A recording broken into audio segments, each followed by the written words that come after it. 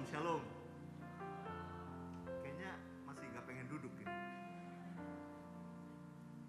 Ayo kita doa dulu ya sama-sama ya. Bapak terima kasih untuk satu kasih karunia kami boleh bersama-sama secara onsite boleh beribadah. Tuhan kami bersyukur semua karena kemurahan kebaikan-Mu. Tuhan berkenan hadirat-Mu ada di tempat ini Tuhan saat umat-Mu memuji menyembah-Mu. Terima kasih ya Bapak, urapi hamba-Mu, pakai hamba-Mu saat ini Tuhan untuk boleh menjadi berkat. Kau sendiri mengurapi hamba-Mu dan mengurapi kami semua. Biar hati kami terus terpaut kepadamu untuk memuji dan menyembah-Mu Tuhan. Terima kasih Bapa. Dalam nama Yesus kami berdoa. Haleluya. Amin. Amin. Kita beri kemuliaan dulu buat Tuhan Yesus. Silakan duduk saudara.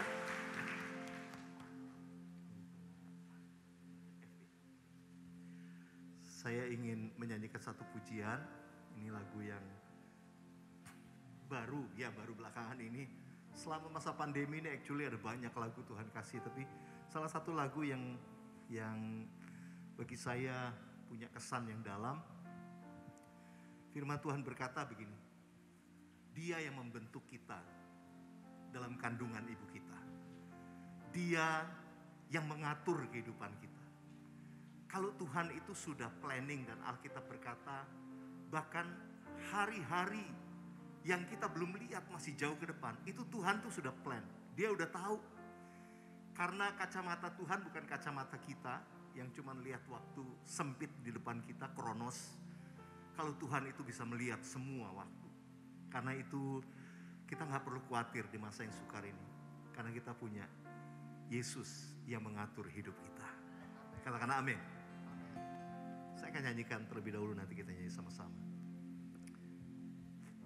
Engkau yang membentuk buah pinggangku, menenunku dalam kandungan ibuku. Matamu telah melihat hari-hari hidupku, sebelum satu pun ada. Engkau yang mengatur jalan hidupku, menuntunku dalam setiap langkahku. Matamu telah melihat hari-hari hidupku, semuanya dalam tangan-Mu. Ku sembah Kau Tuhan, ku sembah Kau Yesus, pencipta dan pengatur hidupku. Kaulah segalanya di dalam hidupku. Engkau Yesus Tuhan dan Rajaku selama-lamanya. Kita nyanyikan dari awal sama-sama. Engkau yang membentuk buah pinggangku, menenunku dalam kandungan ibuku. Matamu telah melihat hari-hari hidupku, sebelum satu pun ada. Engkau yang mengatur jalan hidup, amin. Menuntunku dalam setiap langkahku. Matamu telah melihat hari-hari hidupku, semuanya dalam tangan-Mu. Ku sembah Kau Tuhan, ku sembah Kau Yesus, pencipta dan pengatur hidupku. Kaulah segalanya di dalam hidupku. Engkau Yesus Tuhan dan Rajaku selama-lamanya. Mari angkat tangan kita, katakan ku sembah Kau Tuhan, ku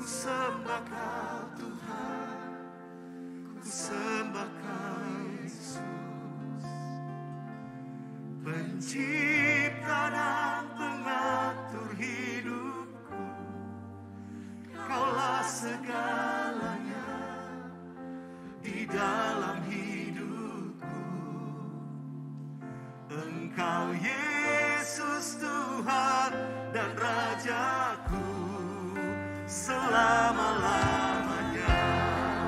Boleh kita bangkit berdiri sekali lagi sama-sama, katakan, ku sembah Kau Tuhan, ku sembah Kau Yesus, Pencipta dan pengatur hidupku, Kaulah segalanya di dalam hidupku. Engkau Yesus Tuhan dan Raja, ku sembah Kau Tuhan, ku sembah Kau Yesus, Pencipta dan pengatur hidupku, Kaulah segalanya di dalam hidupku. Engkau Yesus Tuhan dan Rajaku selama-lamanya. Engkau Yesus Tuhan dan Rajaku. Katakan, Engkau Yesus. Engkau Yesus Tuhan dan Rajaku. Engkau Yesus. Engkau Yesus Tuhan dan Rajaku selama-lamanya.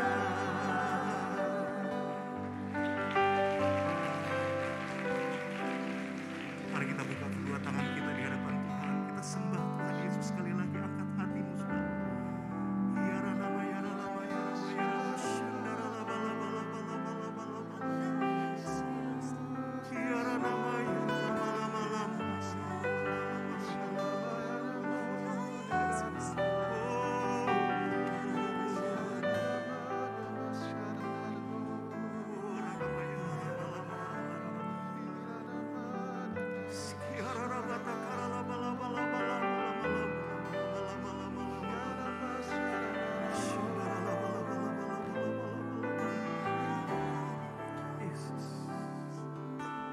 Yesus, ku sembah Kau. Nyanyikan. Sujud di hadapan keinginan.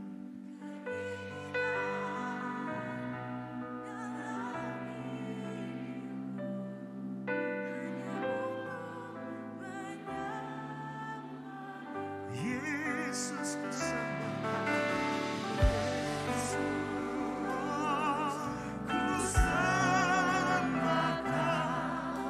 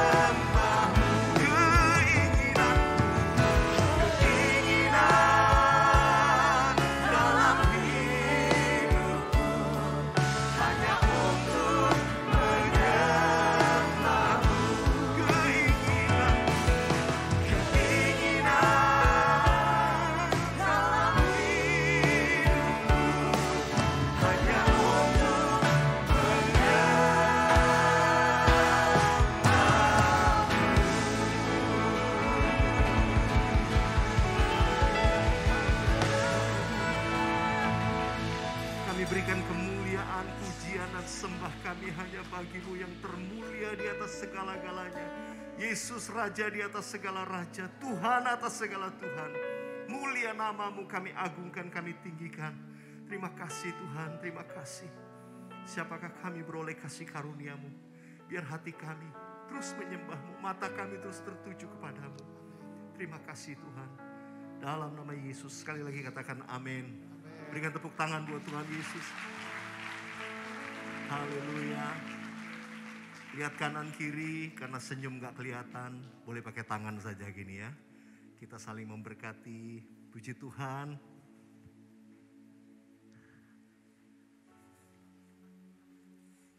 Oke, silakan duduk saudara.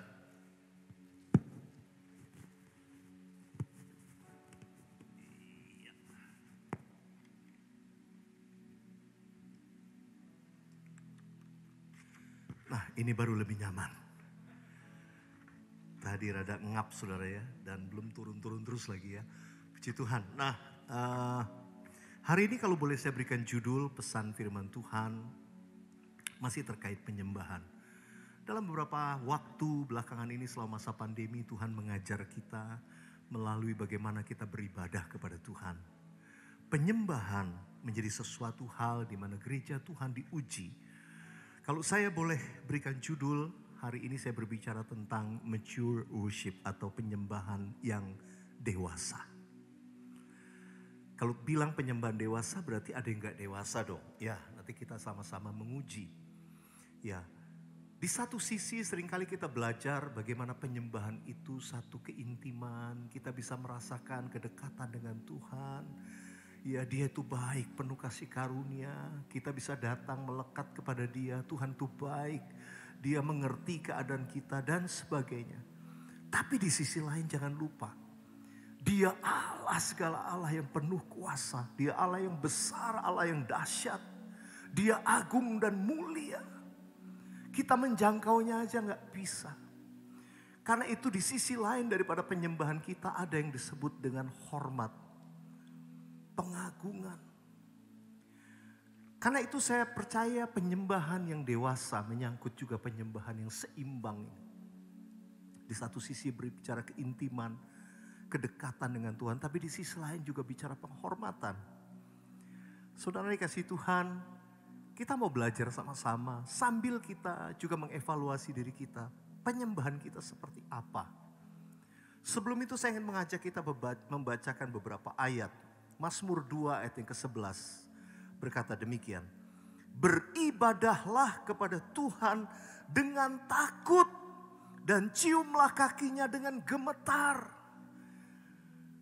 Pemazmur berkata menyembah Tuhan dengan takut, fear. Kalau fear itu takut yang membuat kita dipenuhi rasa hormat. Kalau afraid itu buat kita lari ya. Kalau takut ngelihat singa lari kita. Itu afraid namanya. Tapi Alkitab mengajar kepada kita fear, rasa takut yang dipenuhi hormat kepada Tuhan. Ciumlah kakinya dengan gemetar, trembling. Kalau kita bayangkan ini penyembahan yang dituntut oleh firman Tuhan. Bagaimana dengan penyembahan kita? Mungkin bukan bentuk tubuh yang gemetar dan berlutut, tapi sikap hati apakah kita masuk pada tingkat yang demikian? Saya mau baca bersama-sama dengan saudara, saya akan bacakan, saudara perhatikan saja dengan cepat. Satu pasal di dalam kitab Mazmur, yaitu pasal 29. Ini yang dikatakan oleh Daud, secara cepat saya baca. Mazmur Daud. Kepada Tuhan hai penghuni sorgawi, kepada Tuhan sajalah kemuliaan dan kekuatan. Berilah kepada Tuhan kemuliaan namanya, sujudlah kepada Tuhan dengan berhiaskan kekudusan. Katakan sama-sama kekudusan. Suara Tuhan di atas air. Allah yang mulia mengguntur. Tuhan di atas air yang besar. Suara Tuhan penuh kekuatan. Suara Tuhan penuh semarak. Suara Tuhan mematahkan pohon aras. Bahkan Tuhan menumbangkan pohon aras Libanon. Ia membuat gunung Libanon melompat-lompat seperti anak lembu dan gunung Sirion seperti anak banteng. Suara Tuhan menyemburkan nyala api. Suara Tuhan membuat padang gurun gemetar. Tuhan membuat padang gurun Kades gemetar. Suara Tuhan membuat beranak rusa betina yang mengandung. Bahkan hutan digundulinya. Dan di dalam baitnya setiap orang berseru hormat. Tuhan bersemayam di atas air bah. Tuhan bersemayam sebagai raja untuk selama-lamanya. Tuhan kiranya memberikan kekuatan kepada umatnya. Tuhan kiranya memberkati umatnya dengan sejahtera. Saya ajak kita melihat pasal ini untuk kita juga seimbang dan melihat bagaimana Allah kita yang dahsyat. Dia penuh kasih tapi dia juga Allah yang dahsyat dan luar biasa. Suara Tuhan kita baca tadi berulang kali itu menggoncangkan, nyala api keluar daripadanya. Seringkali kalau kita pada waktu kita berdoa atau kita menyembah, seringkali kita berkata, Tuhan perdengarkan suaramu. Ya pasti maksudnya juga bukan suara seperti Mazmur 29 saudara. Tapi kan kalau kita mengerti punya rasa Allah, kita baru nyadari, Tuhan luar biasa. Ketika Musa minta sama Tuhan, Tuhan perlihatkan kemuliaanmu, aku mau lihat. Tuhan bilang kalau kamu lihat, kamu mati. Dia gak sadar yang dia minta. Tapi Tuhan bilang, sini aku kasih lihat. Aku cuma nyelubungin sedikit aja. Ketika Elia melihat Tuhan, dia harus lihat dulu goncangan yang hebat. Gempa yang besar. Api yang turun. Suara gemuruh yang demikian menakutkan. And after that, baru di tengah sepoi, Tuhan lewat. Saudara yang dikasih Tuhan, mari kita melihat sisi penyembahan Allah yang kita hormati, yang kita agungkan. Dia Allah yang begitu baik kepada kita. Dia Allah yang Abraham bisa menyebut sahabatnya. Tapi jangan lupa, Dia Allah yang agung dan dahsyat, agung dan besar. Beberapa waktu ini Tuhan berbicara begitu kuat kepada saya tentang penyembahan. Dalam sisi yang lebih dewasa sebagai umat Tuhan. Kenapa? Karena kita sedang dipersiapkan untuk kekekalan. Penyembahan kita bukan penyembahan untuk kebutuhan kita di bumi saja. Tuhan Yesus akan datang segera. Yang percaya katakan amin. Setuju nggak setuju, He is coming back soon. Ready or not, Jesus is coming back soon. Kalimat itu udah saya baca dari waktu masih saya kuliah dulu. Itu seperti jadi slogan yang begitu kuat di kamar saya tempel stiker yang saya beli di toko buku rohani. Ready or not, Jesus is coming back soon. Saudara dikasih Tuhan, tapi sampai hari ini berita itu makin kuat.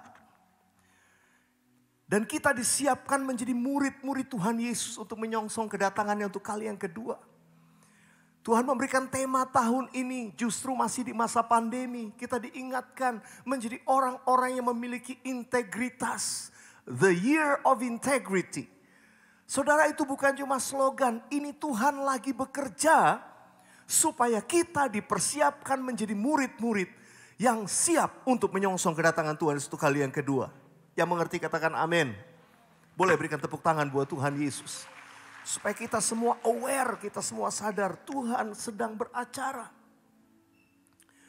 Saudara dikasih Tuhan, saya ingin mengajak kita melihat beberapa poin sambil kita bercermin.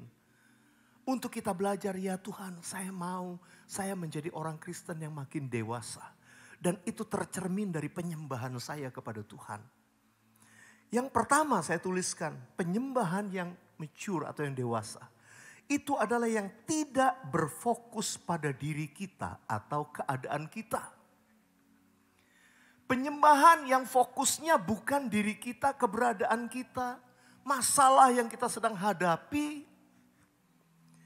Saudara dikasih Tuhan, mohon maaf. Saya berdoa nggak ada di sinilah. Masih banyak orang Kristen yang menggunakan penyembahan itu sebagai sebuah hiburan buat dirinya. Aduh enak ke gereja, pujiannya menghibur. Aduh enak nyanyinya. Itu rasanya seger, pulang gereja kayaknya teduh, enak. Saudara yang dikasih Tuhan, penyembahan bukan untuk hiburan kita. Belum lagi ya yang hanya menyukai lagu-lagu yang tanda petik saya pakai istilah menghibur diri. Ada orang yang pakai istilah ya lagu rohani tanda petik lagu rohani galau gitu. Sudah mungkin pada ketawa ya. Yang galau, yang selalu untuk dirinya. Saya mau katakan begini saudara, itu lagu enggak dosa, enggak salah. Cuma masalahnya jangan penyembahan kita itu melulu hanya yang untuk kita, diri kita. Saudara enggak salah kalau saudara nyanyikan.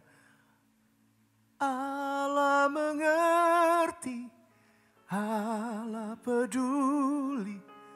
Segala persoalan yang kita hadapi tak akan pernah dibiarkannya. Ku bergumul sendiri sebab Allah mengerti. Wow. Kita senang kan? Dan banyak orang Kristen yang sangat senang kalau nyanyian itu benar-benar memberikan hiburan buat dirinya. Nguatkan, aduh Tuhan peduli Tuhan. Tapi tanpa sadar, fokusnya sebetulnya diri kita, keadaan kita. Saudara dan saya bisa ukur kedewasaan kita dalam hubungan dengan Tuhan. Karena worship itu berbicara tentang relationship kita, hubungan kita dengan Tuhan. Saudara dikasih Tuhan, mari kita evaluasi. Iya ya, saya tuh lebih banyak nyanyian-nyanyian yang fokus sama diri saya. Sekali lagi saya mau katakan, mau luruskan, ini gak salah. Kalau sudah buka YouTube, sudah ketemu banyak lagu-lagu yang demikian. Saya pun juga nulis lagu-lagu yang begitu juga. Tapi saya belajar untuk seimbang. Juga ada lagu-lagu yang fokusnya sama Tuhan. Atau baitnya bicara diri kita, tapi chorusnya langsung kembali fokusnya sama Tuhan. Tapi mari saudara dikasih Tuhan, bagaimana penyembahan kita dalam kehidupan kita. Kalau kita masih melulu lihat keadaan kita, fokus kita. Selalu semua kepentingan untuk kita, doa buat kebutuhan kita. Nyanyian kita lebih kepada untuk menghibur diri kita, menguatkan. Saya mau katakan, mari kita naik lebih tinggi lagi. Mari kita naik selangkah lebih tinggi. Alihkan fokus kita. Supaya kita betul-betul fokusnya Tuhan yang kita agungkan.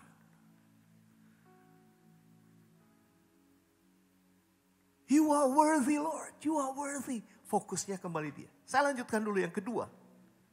Karena ini saling terkait semuanya. Motivasinya hanya untuk menyenangkan hatinya Tuhan. Katakan amin. Kita akan melihat diri kita, iya ya, saya mau menyenangkan Tuhan. Saya nyanyi untuk menyenangkan dia, memuliakan dia. Fokusnya itu Tuhan. Fokusnya bukan kita. Saudara yang dikasih Tuhan, saya seringkali mengingatkan jemaat Tuhan. Worship kita janganlah worship yang pakai tanda petiknya. Bukan worship supaya. Harusnya worship kita worship karena. Apa tuh worship supaya? Oh saya worship supaya saya ditolong Tuhan. Oh saya datang ibadah muji menyembah Tuhan supaya jalan saya dibuka sama Tuhan. Oh saya mau menyembah Tuhan supaya saya disembuhkan oleh Tuhan. Supaya saya diberkati Tuhan. Supaya keluarga saya dilindungi. Saya nyembah Tuhan di rumah saya supaya rumah saya, keluarga saya dilindungi. Apakah kita masih menjadi orang Kristen yang supaya terus? Hubungan yang dewasa dalam penyembahan. Kita harus melihat penyembahan kita karena Tuhan layak disembah. Karena dia raja di atas segala raja. Karena kita lagi disiapkan untuk kekekalan. Karena perbuatan besar yang telah dia buat dalam hidup kita. Dia layak dipuja, disembah. Kita bukan jadi orang Kristen yang mau merengek dan sogok Tuhan. Dengan nyanyian kita. Supaya Tuhan tolong kita. Saya beritahu saudara. Orang yang suka menyembah Tuhan dalam kedewasaan. Tuhan tuh bilang begini. Bahkan kamu belum minta, aku udah kasih sama kamu. Karena dia lebih tahu keadaan saudara. Dan dia bawa kita dalam rencananya. Semua yang terjadi, semuanya Tuhan tuh atur sedemikian. Jadi sekali lagi penyembahan kita itu semata-mata karena dia layak disembah. Karena dia Allah yang kudus, karena dia Allah yang mulia. Karena itu kita harus sesuaikan penyembahan kita untuk menyenangkan hati Tuhan. Berapa banyak yang mau menyenangkan hati Tuhan? Angkat tangan saudara. Sepakat yuk sama-sama saya katakan lewat nyanyian ini. Tuhan, ku mau menyenangkan-Mu. Tuhan, bentuklah hati ini jadi bejana untuk hormat-Mu. Cemerlang bagai emas murni. Tuhan ku serahkan, Tuhan ku serahkan hatiku. Semuanya ya Tuhan, semua ku berikan padamu. Kuduskan hingga tulus selalu, agar aku menyenangkan-Mu, menyenangkan-Mu, menyenangkan-Mu, senangkan-Mu. Hanya itu kerinduanku, menyenangkan-Mu, senangkan hatimu. Hanya itu kerinduanku, hanya itu kerinduanku.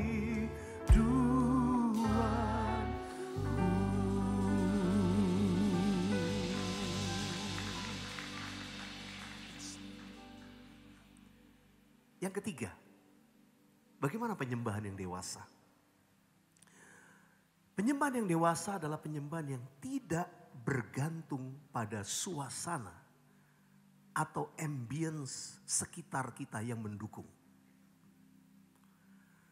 Saudara dikasih Tuhan, kita sangat senang kalau dalam ibadah kita bisa merasakan seperti yang kita rasakan pagi ini. Sound system yang bagus. Oh, audio yang betul-betul bisa support kita nyanyi enak. Lighting, multimedia yang ready, semua support kita bisa nyembah. Saya mau katakan semua ini bagus. Tapi pertanyaannya, can you still worship Him? Kalau nggak ada peralatan yang mendukung ini. Saya percaya pandemi online beberapa bulan yang lalu yang kita lakukan itu sebetulnya sedang mengajar kita sampai pada kedewasaan penyembahan kita. Waktu saudara di rumah di depan gadget saudara atau komputer, yang worship ada di hosana admin, lalu saudara cuma dengerin suara mereka, sementara di rumah saudara audionya mungkin biasa aja, nggak mendukung, sendirian. Dan ketika worship kita cuma sekedar menonton sambil ngopi, ada cookies sedikit. And then we are not worshiping. We just watching. Di situ penyembahan kita diuji. Apakah kita nyembah selama ini? Karena itu ada berapa banyak orang yang datang sama saya bilang, Pak, aduh rindu ibadah onsite, udah rindu banget. Aduh penyembahan, kalau ibadah online gak bisa nyembah. Wait. That's true, banyak kita bilang gak bisa nyembah. Tunggu ibadah onsite baru bisa nyembah. Saudara dikasih Tuhan, mari kita cek. Tuhan lagi ngajar kedewasaan kita. Penyembahan kita bukan karena suasana yang mendukung untuk kita menyembah. Even Tuhan melihat kedewasaan penyembahan kita. Ketika kita di kamar mengangkat tangan dalam penyembahan. Dan saudara sedang menikmati Tuhan, menyenangkan Dia. Audionya gak bagus.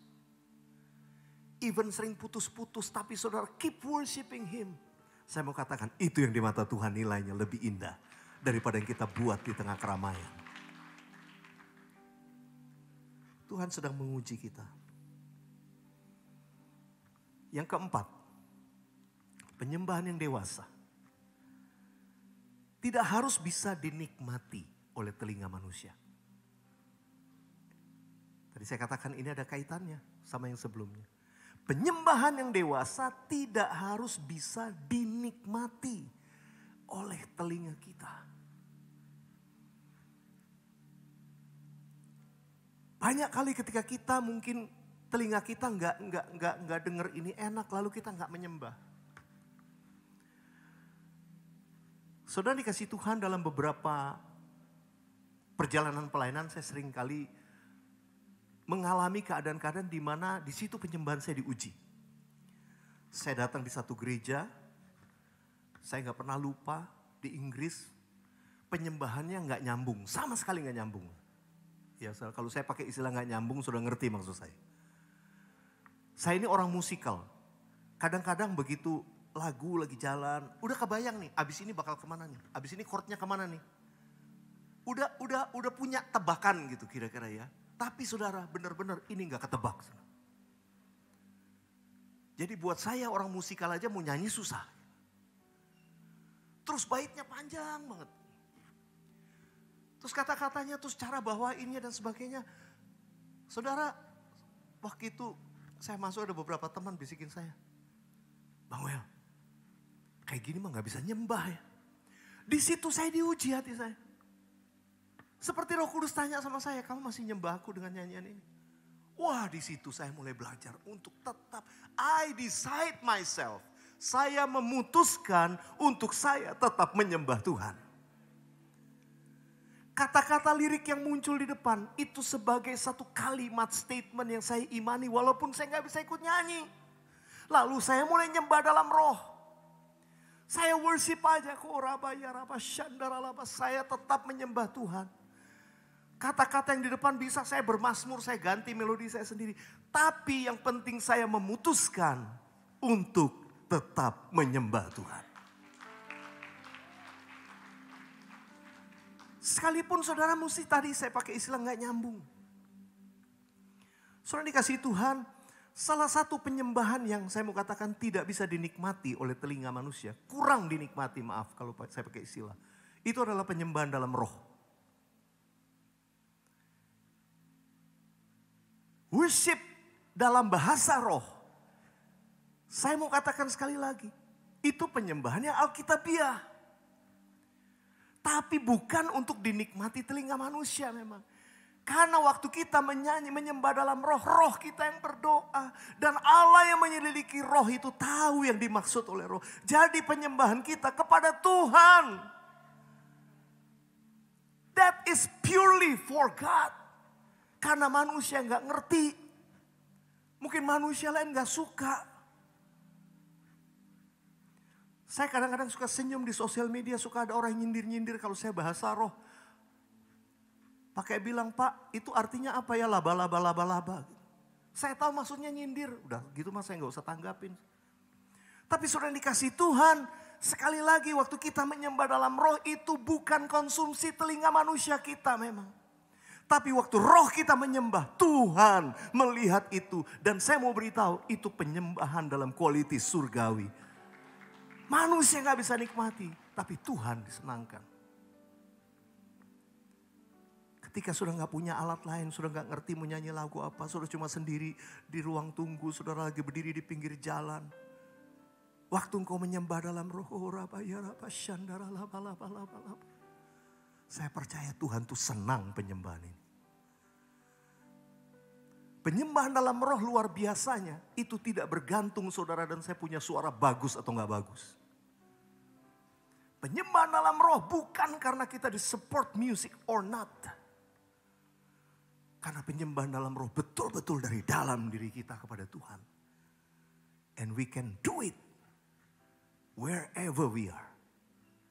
Dimanapun kita ada. Karena itu Rasul Paulus berkata, aku ini berbahasa roh lebih daripada kamu semua.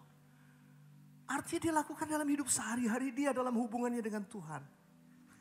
Saudara dikasih Tuhan sekali lagi. penyembahan yang dewasa bukan selalu melulu yang bisa dinikmati oleh telinga kita. Sehingga kadang manusia kita suka kejebak. Penyembahan yang enak itu yang bisa kita nikmati dengan telinga.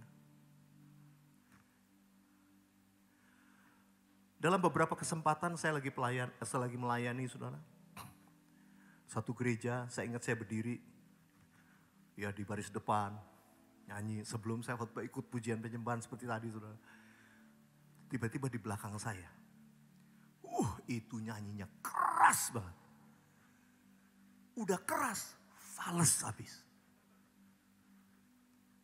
Itu saudara dia nyanyi. Kayak tadi misalnya, apa tadi? Menyenangkanmu, senangkanmu. Kan enak di telinga. Tapi bayangkan kalau di belakang saudara yang nyanyi keras. Menyenangkanmu, senangkanmu. Gitu.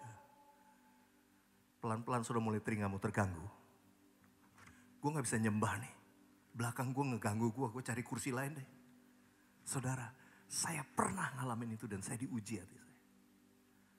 Kalau Tuhan bilang, aku senang penyembahan dia. Lu mau ngomong apa kira-kira gitu.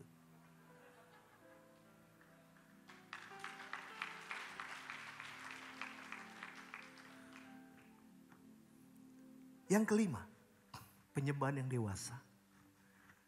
Tidak mengharapkan upah atau pujian manusia. Boleh katakan amin. Ini mungkin lebih kepada orang-orang yang melayani. Tapi juga semua kita kadang. Sehingga banyak orang yang ketika dia gak pinter nyanyi, dia gak mau nyanyi. Di gereja dia diem aja. Karena takut pujiannya dinilai orang suaranya gak bagus. Nanti sebaliknya yang punya suara bagus. Kalau di gereja nyanyinya keras. Supaya sebelah menyebelah dengar suaranya bagus.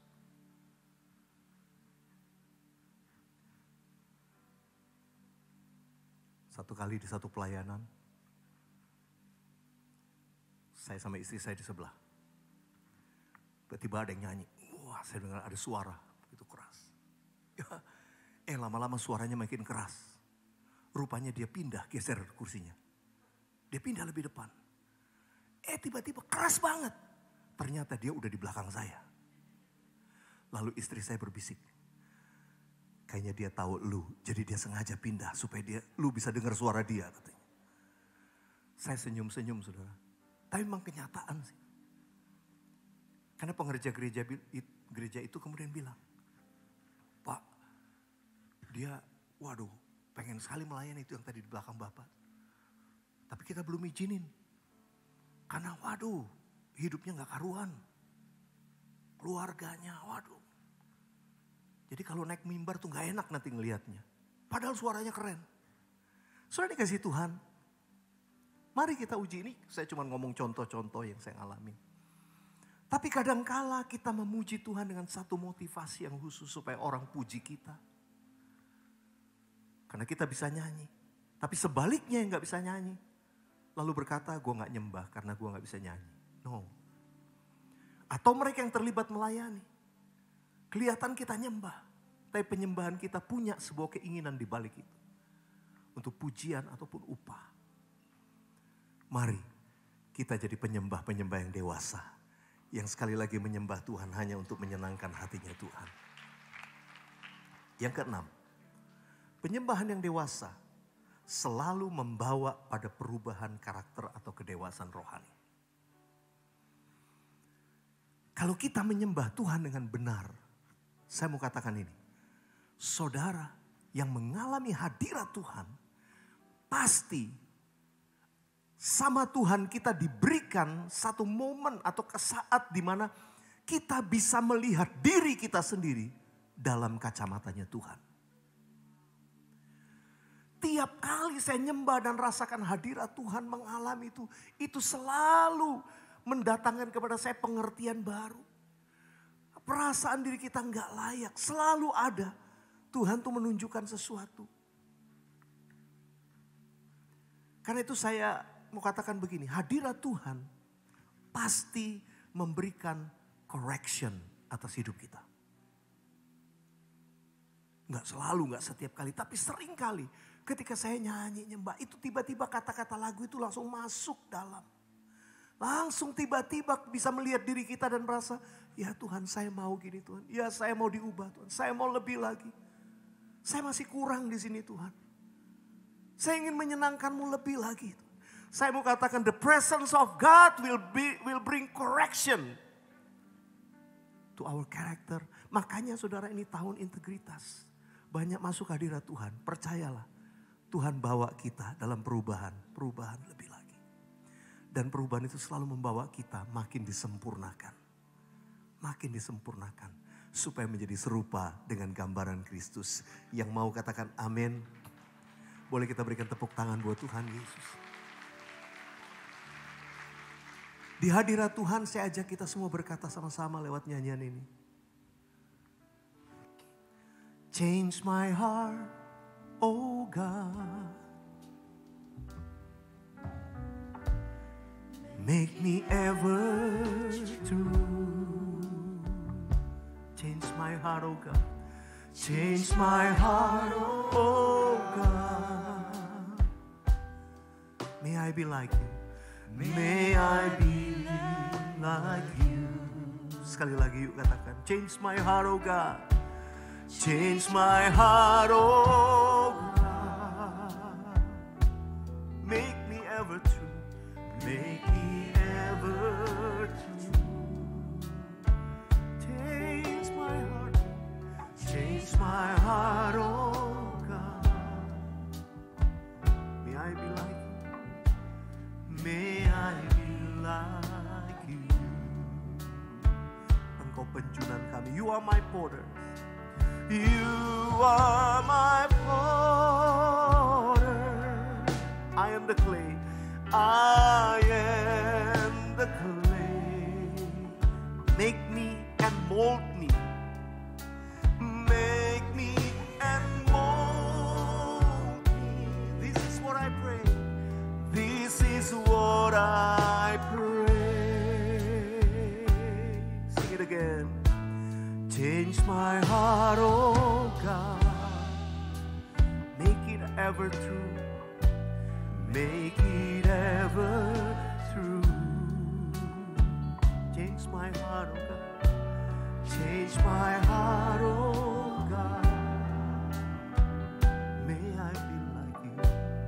May I be like you.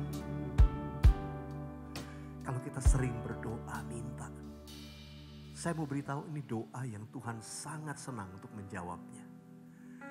Tapi whenever waktu kita sedang nyembah Tuhan, correction itu datang. Mari kita rendah hati dan kita mau diubahkan. Saya percaya orang yang suka menyembah Tuhan akan diubahkan makin serupa dengan gambaran Kristus. Dalam kitab Mazmur, satu kali pemazmur mengejek orang-orang yang menyembah patung. Dia bilang gini, kamu ngapain nyembah patung buatan manusia? Punya mata gak bisa lihat. Punya mulut gak bisa berkata-kata. Punya kaki gak bisa jalan. Kamu ngapain nyembah patung gitu? Kamu akan jadi sama seperti yang kamu sembah. Punya mata gak bisa lihat. Telinga gak bisa dengar. Kaki gak bisa jalan. Secara rohani mati. Kalau bagian pengertian ini saya ambil secara positif. Saya mau katakan kepada saudara. Kalau kita menyembah Tuhan Yesus, kamu akan jadi sama seperti yang kamu sembah. Kita berikan kemuliaan buat Tuhan Yesus. Banyak nyembah Tuhan Yesus, nanti lihat correction itu datang. Kita dibuat makin serupa dengan Kristus. Yang terakhir, penyembahan yang dewasa. Saya tuliskan rasa hormat melebihi rasa nyaman. Boleh katakan sama-sama 3, 4. Rasa hormat melebihi rasa nyaman. Awalnya penyembahan kita itu untuk kenyamanan kita. Aduh Tuhan beri damai sejahtera. Oh saya nikmat, oh saya disegarkan. Tapi lama-kelamaan rasa nyaman itu jadi nomor 2. Rasa hormat lebih utama. Bahkan sampai puncaknya, saya percaya penyembahan kita itu betul-betul dalam penghormatan yang totally. Saudara dikasih Tuhan, kita ingat tentang Yohanes, murid Tuhan Yesus. Yohanes itu dalam kitab Injil Yohanes, dia jarang nulis namanya sendiri. Ya, dia pasti pakai istilah murid yang dikasih Yesus. Misalnya waktu dia cerita, Petrus dan murid yang dikasih Yesus berlari menuju kubur itu. Siapa yang dimaksud murid yang dikasih Yesus? Ya dirinya. Jadi dia jarang nyebut namanya sendiri. Kalau sudah baca kitab Injil Yohanes, dia jarang nulis namanya. Dulu saya kira dia ini GR. Soalnya dia murid yang paling dikasih. Tapi kenyataan memang dia murid yang paling dekat dengan Tuhan Yesus. Bahkan digambarkan kalau duduk makan, dia tuh paling selalu mau sebelahnya Tuhan Yesus. Dan bahkan dia dikatakan bersandar di bahu Yesus. Saya pakai istilah ini, rasa nyaman. Hubungan dengan Tuhan Yesus memberikan kenyamanan buat dia. Dia bisa bersandar di sebelah Tuhan Yesus. Saudara dikasih Tuhan, dengar baik-baik. Yohanes yang sama, yang bersandar di bahu Yesus. Bertahun-tahun sesudah itu, mungkin puluhan tahun lebih. Ketika dia dibuang di Pulau Patmos, dia dapat penglihatan surga. Dan dia lihat Yesus yang sama. Yang dulu dia bersandar di bahunya. Dia lihat wajahnya seperti cahaya matahari. Oh, dia lihat itu kakinya seperti kaki tembaga. Dia lihat kebesaran keagungannya dan dia berkata, aku tidak tahan untuk berdiri. Aku tersungkur. Saudara dikasih Tuhan, Yesus yang sama yang dia bisa bersandar. Tapi waktu dia dibawa dalam pengalaman dengan Tuhan, dia sekarang melihat Yesus dalam kemuliaan. Yang berdiri pun dia gak sanggup. Dia harus tersungkur. Saudara dengar baik-baik. Tuhan sedang bawa kedewasaan hubungan kita dengan Tuhan. Penyembahan kita. Rasa hormat lebih dari rasa nyaman. Dan saya berdoa, kita hari-hari ini memberikan penghormatan lebih sama Tuhan. Penghormatan yang bukan karena disuruh. Sehingga waktu kita beri tepuk tangan bukan karena disuruh worship leader, saudara. Tapi karena memang saya sadar, dia yang layak saya beri hormat ada di tempat ini dan saya memberikan penghormatan untuk dia. Bukan karena disuruh worship leader. Saya berdiri memberi penghormatan sama Tuhan bukan karena disuruh. Setelah dikasih Tuhan, mari kita lihat diri kita. Apakah kita masih penyembahan kita semua untuk kita, Even kalau gak disuruh tepuk tangan, gak pernah tepuk tangan. Kalau gak disuruh angkat tangan, gak pernah angkat tangan. Karena gak pernah punya kesadaran, penghormatan bagi Tuhan. Saudara dikasih Tuhan, mari Tuhan sedang bawa. Kita sedang dipersiapkan untuk kekekalan. Ketemu dengan Tuhan Yesus. Yang Rasul Yohanes bilang, berdiri pun gak sanggup. Dia cuma bisa tersungkur. Saya mau mengajak kita. Bukan sekedar dalam ibadah raya, tapi dalam hidup kita sehari-hari. Mari kita masuk dalam penyembahan yang dewasa. Yang fokusnya hanya Tuhan. Yang fokusnya hanya untuk menyenangkan hatinya Tuhan. Yang tidak bergantung kepada suasana.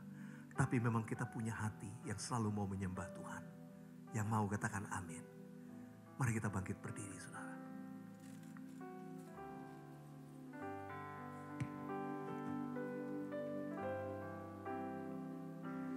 Ku kagum hormat akan Engkau. Ku kagum hormat akan Engkau. Kau Allah yang layak dipuji. Ku kagum akan Engkau. Ku kagum hormat akan Engkau. Ku kagum hormat akan Engkau. Kau Allah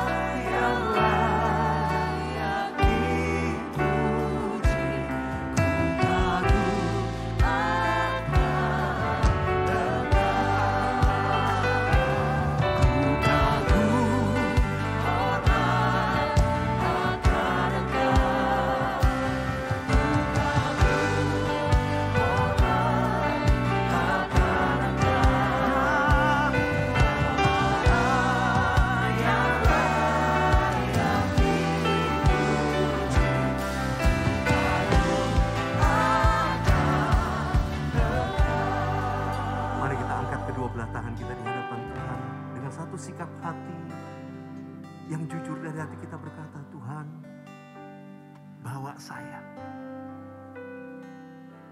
untuk makin serupa dengan gambaran-Mu Tuhan. Bawa saya pada kedewasaan rohani. Bawa saya naik lebih tinggi. Secara rohani Tuhan bawa Engkau naik lebih tinggi. Saya berdoa biar siang ini setiap kita yang ambil komitmen untuk menyenangkan hati Tuhan saja, untuk dibawa pada keserupaan dengan Tuhan. Saya percaya Engkau yang punya masalah, Engkau yang punya problem, Engkau yang punya segala sesuatu, Tuhan itu jauh lebih daripada sanggup dari yang kita bayangkan untuk bisa menolong kita. Tapi Tuhan cuma bilang, fokusmu berubah hari ini. Fokusmu enggak kepada masalah, enggak pada keadaan, tapi fokusmu kepada surga, fokusmu pada Tuhan yang kita sembah.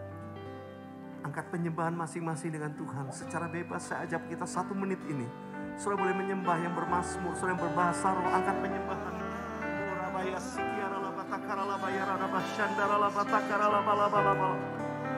Aku berdoa dalam nama Yesus. Hati yang diubahkan Tuhan saat ini. Hadirat-Mu membawa perubahan. Your presence brings correction Tuhan. Hadirat-Mu membawa koreksi atas hidup kami. Untuk membawa kami makin serupa dengan gambaran-Mu Tuhan. Bawa kami Tuhan.